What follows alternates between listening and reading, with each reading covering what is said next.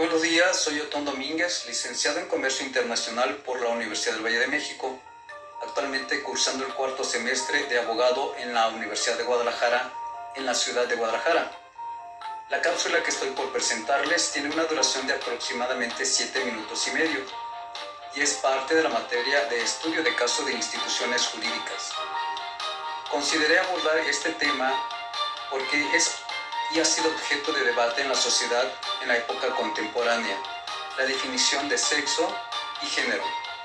Es relevante abordar este tema porque al hablar de reasignación sexual, es necesario primero precisar qué es sexo y de ahí los significados de identidad sexual e identidad de género, que muchos perciben como sinónimo, pero no es así.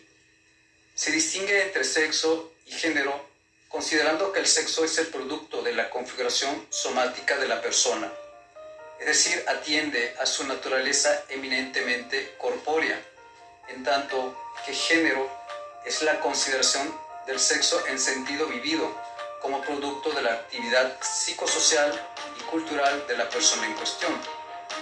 Por ende, algunos autores estiman que la identidad de sexo y la identidad de género son opciones disímiles, pero complementarias, pues mientras la primera se define por los caracteres anatómicos y fisiológicos de la persona, esto es, a partir de las características de connotaciones cromosómicas, fenotípicas y gonadales, la segunda se refiere a la personalidad misma del ser, a su actitud psicosocial, forma de comportarse, hábitos, modales, etc.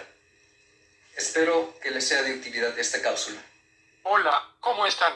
Soy el nene. Quizás podrían pensar, mira, que chaparrito, negrito, curiosito, pero no deben ser así. Precisamente el objetivo de este video de derechos humanos trata del respeto consagrado a todo individuo desde el momento de su nacimiento, establecido en el artículo 1 constitucional, y allí claramente dice, queda prohibida toda discriminación motivada por origen étnico o nacional, el género, la edad, las discapacidades, la condición social, las condiciones de salud, la religión, las opiniones, las preferencias sexuales, el estado civil o cualquier otra que atente contra la dignidad humana, y tenga por objeto anular o menoscabar los derechos y libertades de las personas.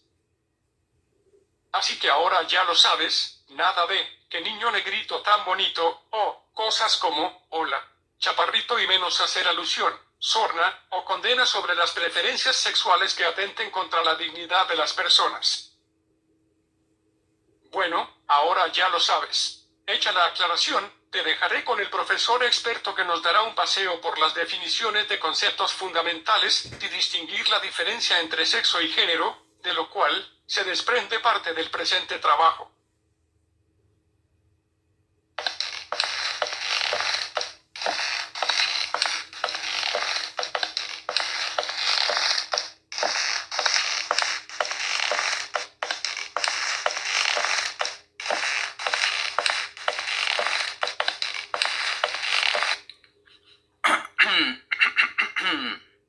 Equipo de edición, diseñador, por favor, ¿me cambias el fondo de pantalla?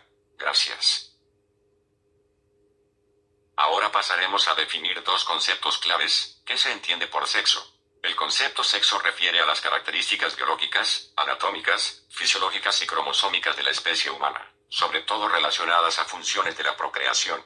Se suele diferenciar entre el sexo de mujer y hombre con sus características sexuales, las primarias, es decir, órganos genitales externos, testículos, pene, escroto, e internos, ovarios, trompas de falopio, útero, vagina, y las secundarias, por ejemplo, vello facial y hombros más amplios en los hombres, así como glándulas mamarias y caderas más predominantes, en mujeres. Por otra parte, género es una categoría de análisis de las ciencias sociales, que refiere a una clasificación de las personas, a partir de la diferencia sexual para asignar características, roles, expectativas, espacios, jerarquías, permisos y prohibiciones a mujeres y hombres, dentro de la sociedad. Esta distinción es una construcción social y cultural que restringe las posibilidades y el desarrollo pleno de capacidades de las personas. La utilización del género como justificación para la supremacía masculina y heteronormada, reproduce condiciones de injusticia y desigualdad. Es importante reconocer que, al ser el género un constructo social, está en posibilidades de modificarse a favor de la igualdad entre personas, sin importar el sexo biológico. Diseñador, editor, ¿me mandas una silla, por favor? Muy bien, continuemos. Es importante destacar que en el amparo directo 6/2008 emitida por el Pleno de la Suprema Corte de Justicia de la Nación nos da una definición más precisa de los tipos de sexos. Esto derivado de una queja individual de una mujer transexual.